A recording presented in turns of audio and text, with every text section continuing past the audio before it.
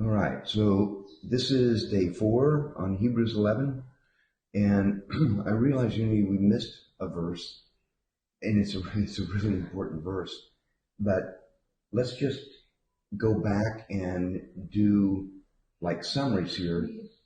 So it starts with faith is the assurance of things hoped for, the conviction of things not seen, and by it, this is important, for by it.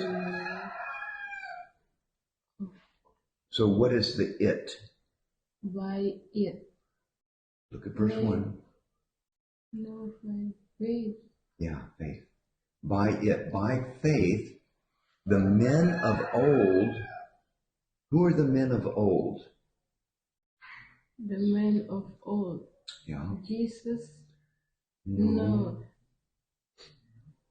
The men of old. The chickens know the answer. No. It's those men. Yeah. And actually, we're going to read who those men of old are. So it starts with Noah. Noah. Yeah. But actually, it starts with Adam and Eve. And then it starts with Abel. And by faith, Abel offered a better sacrifice. Yeah. And then Seth. Seth was found to walk with God by faith. Yeah. And God took him. And he was not. He's gone. Yeah. So these men that are listed here, these are the men of old. So Hebrews is what part of the Bible? Old Testament or New Testament? Old. New. Yeah. Hebrews is New Testament. So from Matthew, Mark, Luke, John? Yeah. So Kejadian Baru? Yeah. So the men of old, these are the men in the Old Testament. The men of old. So by it, faith, the men of old, all the people in the Old Testament, gained approval. Gain approval. It's like they received approval. Who approved of these men? Jesus. Yeah. Yeah. And for Abraham specifically, we know from Genesis, when God took him outside and said, count the stars. If you're able to count those stars, that's how many your descendants are going to be. And in Genesis, it says, Abraham believed God by faith, and it was accounted to him, it was given him as righteousness. So that's when he became a true believer in God. He trusted God. Yes, I believe that you're going to be able to do these promises that you promised to me. So in the beginning, he obeyed, but he didn't completely believe that God would deliver him. Yeah, that God would be his God. So when God told him, come outside and look, count all these stars, then he believed in a way that he had saving faith in God. He put his trust in God. Yeah. So this chapter in Hebrews is talking about the men in the Old Testament. And not just the men, but because it also says even Sarah, she had faith to believe that even when she was 90 years old and when she had stopped having her period, that she would have a baby. Yeah, she believed that. All right, so these men gained approval from God, and it's like God putting a stamp on them. You are mine. Yeah, you are righteous because of believing in me and my promises. Yeah? So then, without faith, it's impossible to please God. So we read that in verse 6. By faith, so verse 7, by faith Noah, being warned by God, prepared an ark. He built the ark, that would save him and his family. I went too far.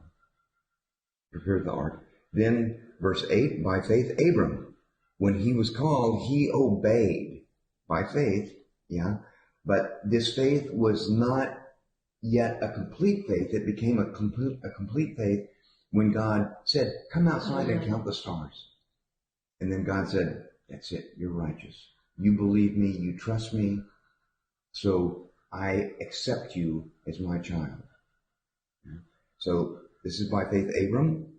He lived as an alien in a foreign land. And then along with Isaac and Jacob, he was looking for the city whose foundation, which has foundations, whose architect and builder is God. So here, even by faith, even Sarah, this is not limited to men. Anybody who believes in God by faith and trusts the promises of God, specifically the promise about the Messiah coming.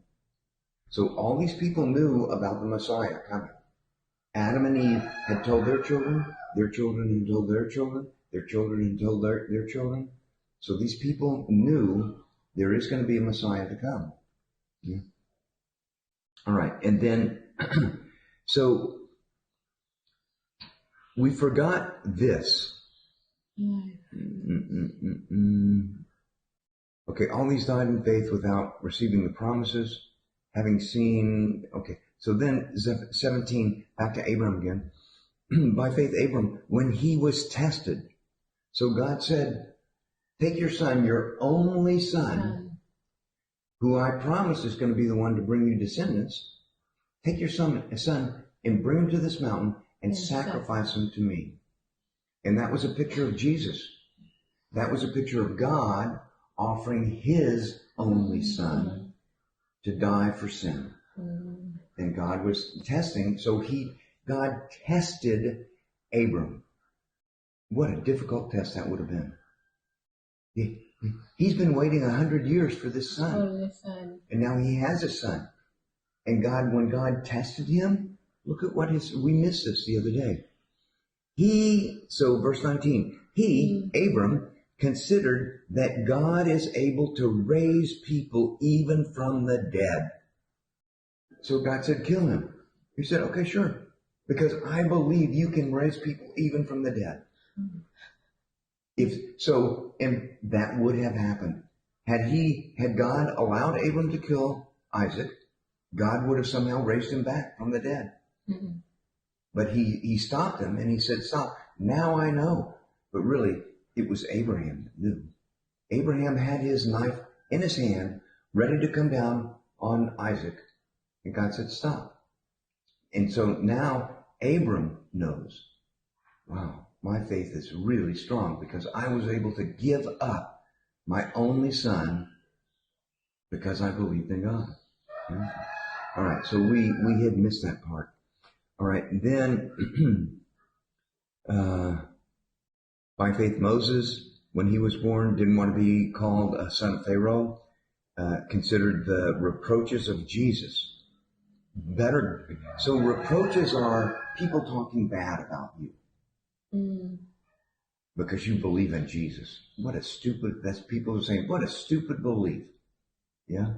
You believe in somebody coming, the Messiah. There's no Messiah. These people are saying there's no Messiah going to come. Yeah. But he believed. He believed people talk bad of him by believing in Jesus, and he thought it's better for people to talk bad of me believing in Jesus than to have all of the wealthy things that come from being the Pharaoh's son. So it's like the reproaches of Jesus are here and the wealth of Pharaoh is way down here. So that's faith. He was believing the Messiah is going to come and I want to be included. Yeah.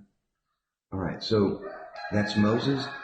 He passed through the Red Sea and the Egyptians drowned. By faith, the walls, so this is where we ended the other day. By faith, the walls of Jericho fell down, verse 30, and as they had been encircled 7 days. So the story is this. The Jews came back to Canaan, and so the Canaanites and many other people lived in this land. But God said, I'm giving you this land, you and your descendants, for an eternal possession. You will have this land for all eternity. Yeah. So they came back, but then they had to fight to move the people out. And one of the first places, not the very first, but one of the first places that they fought against was a city named Jericho. God wanted to teach the Jews, it's not your hand that's going to push these people out. Yes, you're fighting, you're using your hands, but it's not you, it's me. So he gave them a lesson. And this is at the time that Moses has died, and now Joshua is the leader. Mm-hmm. Yeah, Joshua was the servant of Moses. Joshua went up on the mountain with Moses to get the Ten Commandments. He was there 40 days and 40 nights with Moses. He saw everything that Moses did in his interaction with God. Yeah, and so now Joshua's the leader, and God says to Joshua, "This is what I want you to do."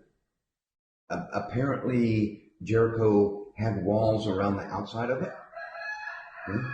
God said, "You don't fight. You march around the city. The people march around the city, circle the city. I think 7 times for 6 days. You march around 7 times, and you blow the trumpets and make noise." Do you remember this story? No? Maybe? So they go around 6 days and they do that. And then on the seventh day, the Lord said to Joshua, "You blow the trumpets. I think maybe just go around 1 time, or maybe 6 times. And on the 7th time, you blow the trumpets and then you march forward."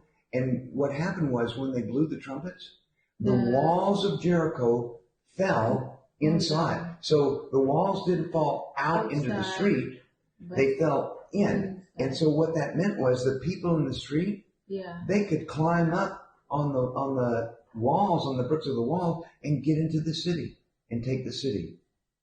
And God was using this to show them it's not by your power, it's not by your strength, it's not by your warfare that you're going to take this land. It's by me. Yeah.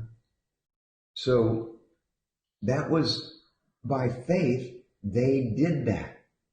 God told Joshua, don't fight. Don't take out your swords. Don't take out your arrows. You march around the city for a total of 7 days. And that's what they did. And when they finished doing the circling on the 7th day and they blew the trumpet, boom, the walls fell flat because God made them fall flat toward the inside. And then they walked inside and they took the city. That was by faith. That was believing in the promises of God. So faith is absolutely about believing in Jesus, but it's more than that. It's not just believing the promises about Jesus, it's believing every promise of God. When God makes a promise to us, He will do it. So, by faith they go in. By faith, the walls of Jericho fell down. And then, look here, by faith, Rahab. Do you know the story about Rahab? So there was a time when, before Israel began taking the land, there was a time when they were coming near the land, and Moses sent out, I want to say 10, but I think it was 12 spies, 1 spy for each tribe, to go into the land and to look and see, can we beat these people or not? Yeah? Is this land good? Or no? Yeah. So these spies went out in the land, and we've talked about this before in Genesis, that the angels of God had sons with the daughters of men, and they were giants. So when these spies went into the land, they saw giants in the land, and they were afraid.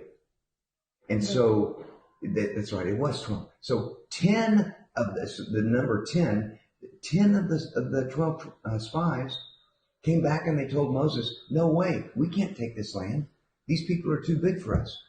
2 of the spies, Caleb and Joshua, So this was when Moses was still in command. Yeah. And so he sent Joshua as one of the spies. Joshua and this other man, Caleb, they came back and said, yes, we can take this land because God has promised. Yeah. Yeah, they're giants in the land, but they're what did they say about the figs? Or the raisins? They said something about they're giant. They compared it like to a giant batch of bananas that they carried back. That these figs or the grapes, I think it was the grapes, were normally small, but they were so big in this land, it was like you had to carry back a huge stalk of bananas. And so Caleb and Joshua said, yes, we can take this land. This is a good land, and God is going to give it to us. And the other 12 spies, or the other 10 spies, they said, no way. Yeah. And God was really upset with those 10 spies because they didn't believe him. They did not have faith. So the story goes like this. When they were in the land, they came to this one city, and it was Jericho, I'm pretty sure. And that's where, so when they were in this city, spying it out before they came and battled against it, they were being chased by the men of the city. And they came to this lady's house named Rahab, who was a whore, a prostitute. Yeah. And somehow they knew she was a prostitute. Maybe she had a sign on her door or something. Yeah. And they came in and she said to them, we know that you're from God. We've heard about you. We've heard the stories about you. And the people here, we're shaking. We're afraid. We are takatsukali about you. Yeah. And she said to them, I will save your lives today, but you remember me. When you come back to the city, you remember me and you spare me and my family. And the men said, we'll do that, but what you have to do is on the outside of your door, you take this, it was like a red piece of string. Tie this red string and leave it on there. And when we come, we can know. Yeah, we'll know it's you and you will be safe. Yeah. But if you don't tie this red string on, our promise is no good. We can't promise anything. So she made an agreement with these 12 spies and she hid them, I think in the hay or something like that. And the men of the city came to her house and said, have you seen those 12 spies? She said, no, I don't know where they are. Yeah. And they went away. And then she let them down, I think, through a window and said, go this way. Don't go this way because they're looking this way. Go this other way and you can escape. And they did. And they escaped. So it's by faith, the walls of Jericho fell. And because Rahab is in Jericho, by faith, Rahab, the harlot, didn't die along with those who were disobedient after she had welcomed the spies in peace. So she said to these guys, we know that you're from God. Everybody in this city is trembling, they're afraid. Please look kindly on me. Please remember me in kindness and don't destroy me and my family. And they did. And she did that by faith because she trusted the God that's behind this group of people, Israel. He's the true God. That's what she believed. Yeah. So a lot of people think a person who's a prostitute, oh, they're a horrible, bad person. This person was valuable to God. God used this person to spare the lives, to protect the lives of these 12 spies. He used that woman, and she benefited. Her whole family benefited because of her faith. Yeah. This reminds me of the story of the woman at the well. And I don't know if you were with us when we did that. I think that was before you came on the study Bible study in the book of John. But Jesus was going north. He was, I think, by Jerusalem, and he was going up to the Sea of Galilee, to where he was born. And normally when the Jews would go up that way, they would go through an area called Samaria. And the Samaritan people had married outside of the Jewish faith. So often the husband was a different faith and the wife was a Jew. Or the husband was a Jew and the wife was from a different faith. So the native Israel people, the native Jews, they hated the Samaritans because they dishonored God by marrying somebody else of a different faith. Yeah. So when the Jews would have to go north, they would go way this way inside and then up, or way around outside, but they wouldn't go through Samaria because they hated the Samaritans. Jesus was going that way with his disciples, and the disciples thought Jesus was going to go the normal way. He's going to go away around Samaria. Jesus said, no, we're going straight. And they were like, what? What? We don't do that. And he said, yeah, we do. So he went to this one town, and it was a town where there was a well that Jacob, the ancient Jewish, so Abraham, Isaac, Jacob had dug this well. And Jesus went there and he stopped and he sent all of the disciples into the town to buy food. Jesus was left alone. And a woman who was also a prostitute came out of the city to draw water from the well.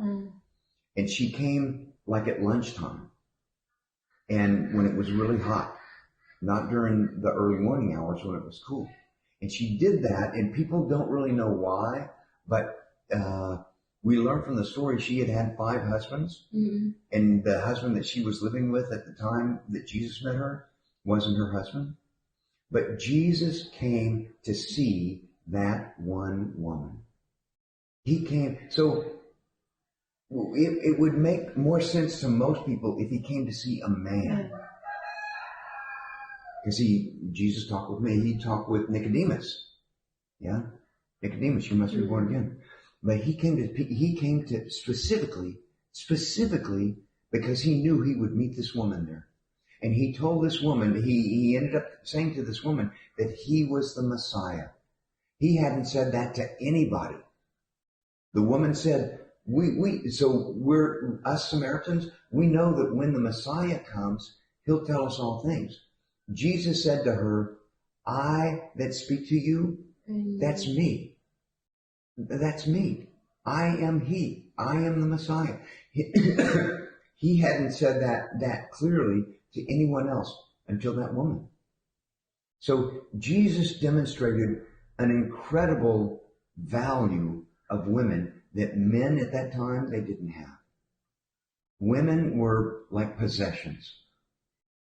Women weren't really valued as equal partners in a relationship with God. Jesus valued this woman at the well. So, by faith, Rahab, the harlot, didn't die because she welcomed the spies in peace, because she had faith.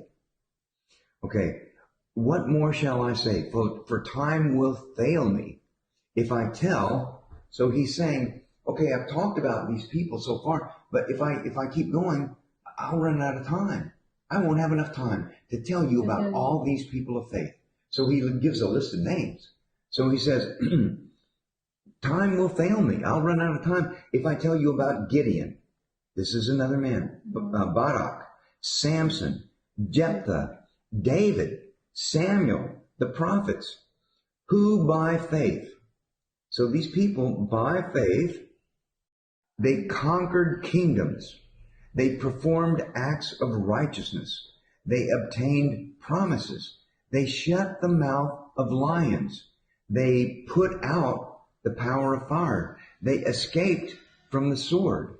They were, from weakness, they were made strong, became mighty in war, put foreign armies to run away from them. Women. So this is not just men. It's not just that men demonstrated this faith. Women. Where's that? There. Thank you. Women received back their dead by resurrection. Others, so some received the promises, but some did not. Yeah. So then he said, these people by faith, some of these people by faith, they were made strong. They defeated armies. They received their dead back. Some, look, they were tortured. Some were tortured, not accepting their release, that they might obtain a better resurrection. They wanted a better resurrection. So here's that word again, better. See that? Better. Yeah, Levi Bagus. Yeah, a better resurrection.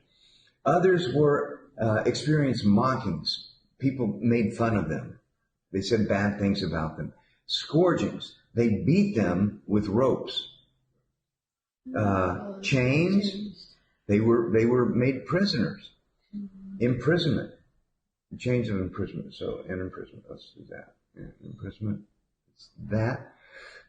They were stoned. They were killed by rocks. They were sawn in two. You know a saw? Cutting wood. Then they cut people in two with a saw. With a saw. How would that feel? That would hurt. Yeah. Yeah. They were tempted. Oops. Tempted. They were put to death with the sword. They went about in sheepskin. So they didn't have good clothes. Goat skins. Being destitute. They didn't have really anything. Afflicted. They were treated badly. Ill-treated. This is the same thing. Men of whom the world was not worthy. That means these men and women, they lived a quality of life that the world wasn't worthy of having those people around them. These people were righteous. They were approved by God. They gained approval. Yeah. God put his stamp on you or mine. Yeah. Okay. So they were wandering in deserts, in mountains, in caves. So they didn't live in tents. They didn't live in houses, in holes in the ground. And all these. So this is all these people up here, all the way through. All these, having gained approval through their faith. Oops, let's do this. Through their faith. Having gained approval through their faith. You see, I think that's the third time that's stated. Gained approval. Yeah. Through their faith, didn't receive what was actually promised. Because God had provided something better for us. So this is where it's really important to look at these are called pronouns. Us. He's talking about them, these men and women of old. Yeah. And then he says, God didn't give them what was promised because God wanted something better for us. Not for them, better for us. How could their faith and suffering be better for us? If they believe, somehow what they did was better for us, that they didn't receive the promises. It's more, so what he's saying is, it's more encouraging for us that they didn't receive the promises. What does that show about their faith? What would it have shown if, like the first part where the soldiers were strengthened and they destroyed armies and they killed all these people and they made them run away? What if that was the only way that we knew that they had faith? If women received the dead back by resurrection, then that's what we would look for to show us faith. And if we didn't receive those things, we would think, oh, my faith's no good. But because these people didn't receive what was promised and they still had faith, that's the kind of faith we want to have. I believe God even if I never see what it is that I'm hoping for. That's a better example for us as Christians today. To see all of these people kept believing even though they didn't receive what was promised. Abraham never received even a foot of ground of the land that God promised him. He never received anything. But he believed. Yeah? So these people, they accepted all of this bad treatment because they were looking for this better city. They were looking for a better resurrection. And that resurrection, what they're looking for is the resurrection to be with Jesus. That is true faith. And that's what God wanted to leave for us. God had something better for us by holding back from these people. This is the example of faith. Even if you don't receive, believe in me, because you will receive, maybe not in this life, but you will receive something so much better than anything you could have had here. That's how it's better for us. And that's why we want to look for that word. God had provided something better for us. Because God had provided something better for us. Yeah, let's see. Let me do it this. Let me do it this way. Something better for us. Like that. So that apart from us, they would not be made perfect. So, apart from us, they need us to truly perfect their faith so that they actually get the reward. Yeah. And I think what that means is this. The reward that they're going to get, Uni, is because of their faith. Yeah? But how do we count the impact that their faith has? What are we going to look at to see what the impact of their faith was? For Abram, yeah? For his faith, who did his faith impact? Who benefited from the faith of Abraham? He believed God because God said if he will have son. Right. Okay, so who benefits from Abram's faith? His sons. His sons benefit because of Abram's faith. Yeah? But not just his sons. Everybody that hears about the life of Abram benefits from Abram's faith. So Abram's faith has touched you and me. Yeah. Yeah? So if God is going to reward Abram for his faith, he's going to think about you and me. Oh, I need to give a little commission for Uni and Rick to Abram. Because Abram's faith impacted Uni and Rick. So he should get paid for that. He should be rewarded for that. Right? Yeah. But he can't be rewarded for it because Abram's faith is going to go through you to the people you impact and through me to the people I impact. Yeah? So Abram's faith goes to those people. And not just those, because those people, if they benefit from the faith, the people that they touch, Abraham benefits. He gets a commission. I believe that's exactly what this is. Abraham benefits from that because of his faith has touched you and me and everybody else. Yeah? So God can't calculate Abram's benefit. God can't calculate Abram's reward until all the things are done. And then God says, here's your reward for you and me. God can't calculate our reward until we're together with him in heaven. And he says, yeah, Uni, this person, this person, this person. And for them, this person, this person, this person. And for them, this person, this person, this person. We're going to see how our faith in God has impacted many, many lives. And we'll receive a reward from that. So God has provided something better for them. Well, actually better for us. But apart from us, they're not going to be made perfect. So it's all together when everything's done, then God's going to figure, okay, this is the reward for Abraham. This is the reward for Isaac. This is the reward for Jacob. This is the reward for Eunice. This is the reward for Rick. And we get our rewards because of our faith. So we may not have had any land in Israel that we inherited, but we're going to have rewards. And I guess the last thing to say about this is looking back.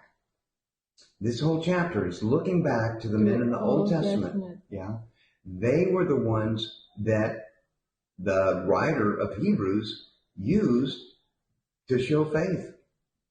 These are the examples of faith of people that you need to pay attention to. And all these people died.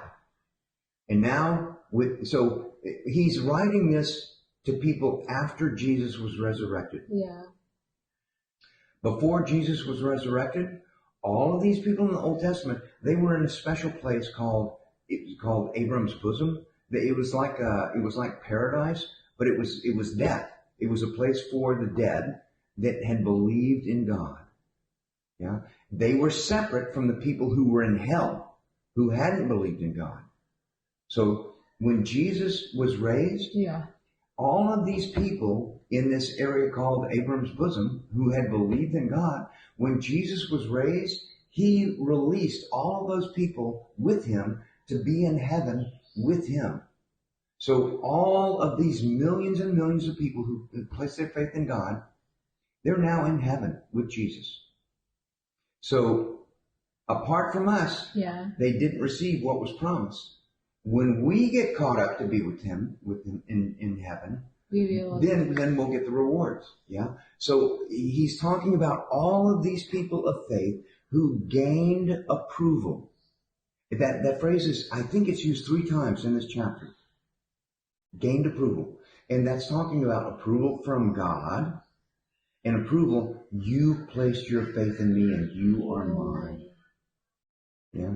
So chapter 11 is about all of these people who are now with God and with Jesus in heaven. And we're going to find out about them tomorrow. Yeah. Chapter 12. Thank you. So there we go.